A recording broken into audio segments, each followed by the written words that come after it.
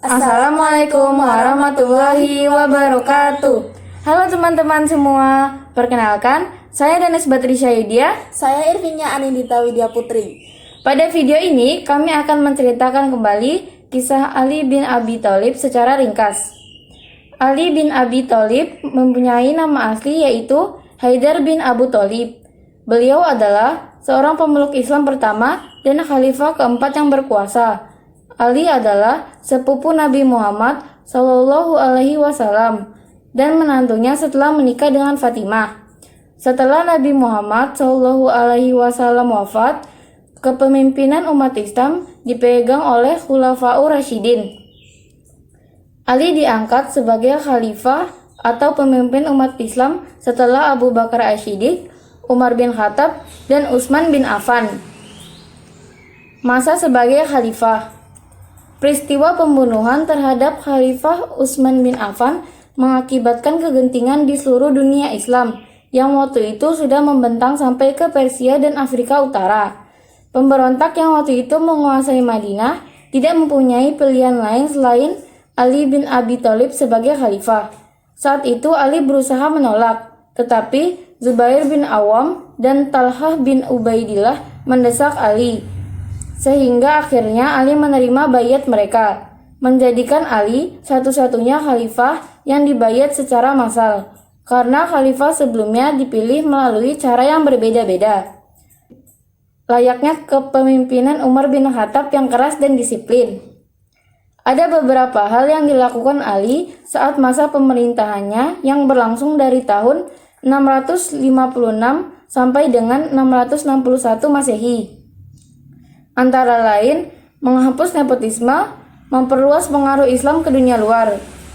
Sebagai khalifah keempat yang memerintah selama 5 tahun, suasana peralihan kekhalifahan kini penuh dengan kekacauan.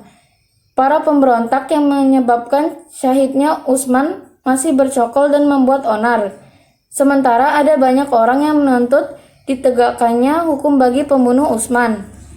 Situasi saat itu membuat Ali sulit untuk memulai penataan pemerintahan baru yang bermasa depan cerah. Usahanya membuat penyegaran dalam pemerintahan dengan memberhentikan seluruh gubernur yang pernah diangkat Utsman, malah memicu konflik dengan Muawiyah. Di sisi lain, muncul konflik antara Ali dan beberapa orang sahabat yang dikomandani oleh Aisyah, Ummul Mukminin. Puncak konflik ini menyebabkan meletusnya Perang Jamal atau Perang Unta. Dinamakan demikian karena Aisyah mengendarai unta. Talhah bin Ubaidillah dan Zubair bin Awam yang berada di pihak Aisyah gugur, sedangkan Aisyah tertawan. Pertentangan politik antara Ali dan Muawiyah mengakibatkan pecahnya Perang Siffin pada 37 Hijriah. Pasukan Ali yang berjumlah sekitar 95.000 orang melawan 85.000 orang pasukan Muawiyah. Ketika peperangan hampir berakhir, pasukan Ali berhasil mendesak pasukan Muawiyah. Namun sebelum peperangan dimenangkan, muncul Amr bin As mengangkat mushaf Al-Quran menyatakan damai.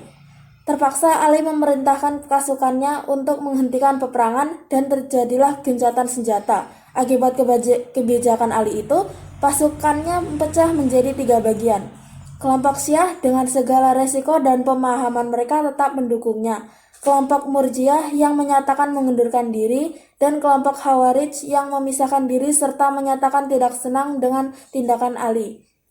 Kelompok ketiga inilah yang akhirnya memberontak dan menyatakan ketidaksetujuan mereka terhadap Ali sebagai khalifah, Muawiyah sebagai penguasa Suriah, dan Amr bin As sebagai penguasa Mesir. Mereka berencana membunuh ketiga pemimpin itu.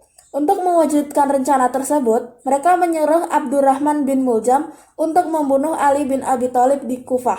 Amr bin Bakar bertugas membunuh Amr bin As di Mesir, dan Hujaj bin Abdullah ditugaskan membunuh Muawiyah di Damaskus. Hujaj tidak berhasil membunuh Muawiyah lantaran dijaga ketat oleh pengawal. Sedangkan Amr bin Bakar tanpa sengaja membunuh Harijah bin Habitat yang dikiranya Amir bin As. Saat itu Amr bin As sedang sakit sehingga yang menggantinya sebagai imam salat adalah Harijah. Akibat perbuatannya, Harijah pun dibunuh pula. Sedangkan Abdurrahman bin Muljam berhasil membunuh Ali yang saat itu tengah menuju masjid. Khalifah Ali wafat pada tanggal 19 Ramadan 40 Hijriah dalam usia 63 tahun. Syahidnya Ali bin Abi Thalib menandai berakhirnya era Khulafaur Rasyidin. Sekian dari kami. Wassalamualaikum warahmatullahi wabarakatuh.